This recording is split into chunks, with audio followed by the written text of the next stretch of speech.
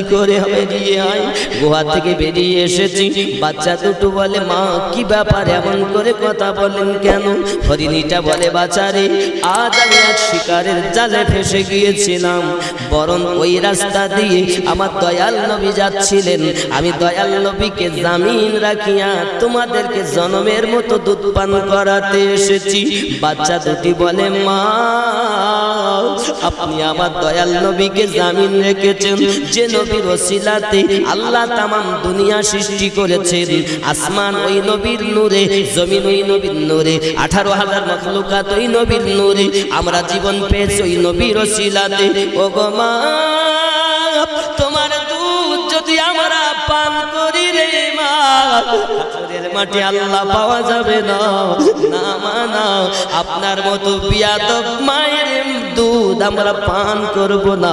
অবলা আমরা হতে পারি, আমরা ঘাস খেতে শিখিনি, পাতা নাতা খেতে শিখিনি, আপনার স্তনের দুধ আমাদের খাবার। ও গো মা না খেয়ে যদি মরে যাই তাও ভালো, আপনার দুধ খাবো না।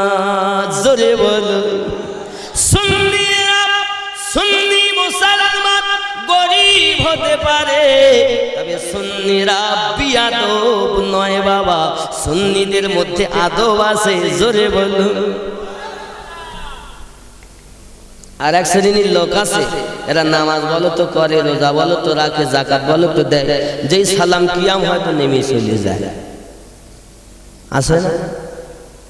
সুন্নিরা গরিব হতে পারে, সুন্নিরা বিয়াদব না। কথা বুঝতেছেন? রাগ করলেন? এগুলো বাস্তব হচ্ছে।